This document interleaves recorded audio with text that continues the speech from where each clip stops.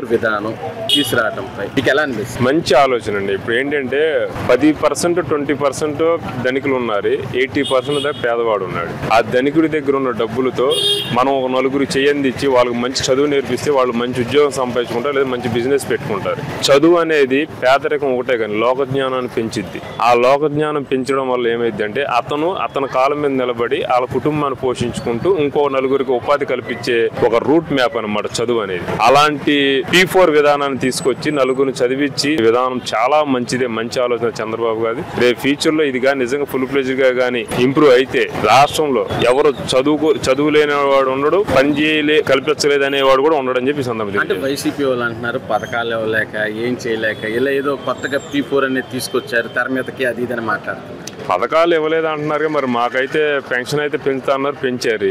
ఎమ్మటినే ఏకంగానే 3000 4000 చేశారు. Gas cylinder already ఒకటి తీసుకున్నాం, మళ్ళీ ఇంకోటి కూడా వస్తుంది, ఈ నెలలో పెట్టుకోమన్నారు. రేపు మే నెలలో తల్లికి వందనం వేస్తా అన్నారు. ఇంకేం పథకాలండి? 1 by 1 నెలకో 2 నెలలకు ఒకటి ఇంప్రూవ్ చేస్తున్నారు. సూపర్ 6 లో ఆల్రెడీ 3 4 చేశారు, ఇంకో 2 చేస్తారు. ఇప్పుడు ఇల్లు పెళ్లి చేసుకోగానే ఇల్లు కట్టేయగానే అన్ని చక్కబడిపోయండి, ఒకటి చేస్తారు. ప్రజలు ఆ నమ్మకం ఉండబట్టి ఓట్లేసి ఆయన గెలిపించారు.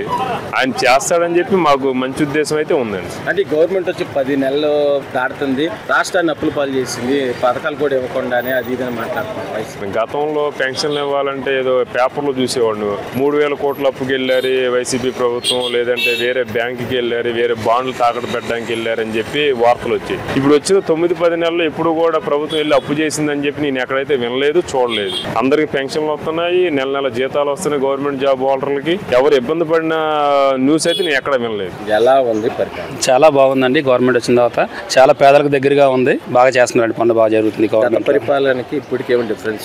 చాలా డిఫరెంట్ ఉందండి. గత ప్రభుత్వంలో సమస్యలు చెప్పుకోవాలన్నా కానీ ఏదైనా కానీ బయటకు వచ్చి ఏమైనా మాట్లాడితే ఎవడేం చేస్తాడని భయపడేవాళ్ళండి. ఇవాళ స్వచ్ఛందంగా వస్తున్నారు, ఏ సమస్యనికి వస్తున్నారు చెప్పగానే చేసిన, ఏ సమస్యను వస్తున్నారు వెళ్ళంగానే అడగంగానే చేస్తున్న సచివాలయ వ్యవస్థలు కూడా చాలా బాగున్నాయండి. అంటే ఈ గవర్నమెంట్ వచ్చిన తర్వాత పథకాలు ఇవ్వట్లేదని వైసీపీ నేతలు మాట్లాడుతున్నారు. లేదండి, పథకాలు మాత్రం అందరికి అందుతున్నాయి. నేను కూడా దాంట్లో నేను ఒక బెనిఫిట్ని, ఎందుకంటే ఈ గ్యాస్ బండ్ అనేది నేను కూడా తీసుకున్నా అండి, నాకు సబ్సిడీ పడింది మా అమ్మగారి అకౌంట్లో. బాగుందండి, లేదు పడలేదు చేయలేదు అంటానికి మాత్రం లేదండి. రోడ్లు చాలా బాగున్నాయండి. ఈ 3వ డివిజన్లో గుణదల్లో కూడా చాలా రోడ్లు రిపేర్ చేశారండి, ఆల్మోస్ట్ కొత్త రోడ్లు వేస్తున్నారు.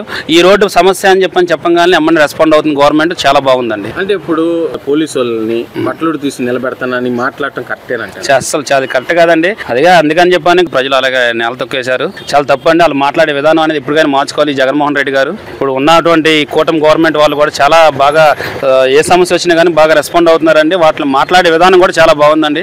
ఎదురు వాళ్ళకి గౌరవించి మాట్లాడతాం అనేది చాలా గతంలో అంతా రౌడీజం అండి. మనం చెప్పింది ఇన్నేదే ఉండదండి. ఏమైనా గట్టిగా 4 మాటలు చెప్పామంటే ఎవరైనా చూడరా అనే విధంగా ఉండేదండి.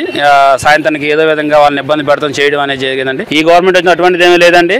సమస్య ఏదైనా కానీ ధైర్యంగా పోలీస్ స్టేషన్కి అయినా కానీ లేదంటే ఏ వ్యవస్థలో ఏమైనా అవసరమైన వెళ్ళినా కానీ మాకు తక్షణం పని అవుతుందండి. చూసారు కదండి. మరి ఈ వీడియో కనుక మీకు నచ్చినట్లయితే ఒక లైక్ కొట్టేసి మీ అభిప్రాయాన్ని కూడా కామెంట్ బాక్స్ లో తెలియజేస్తూ ఇలాంటి ఇంట్రెస్టింగ్ అప్డేట్స్ కోసం మా ఛానల్ ని సబ్స్క్రైబ్ చేసుకోండి.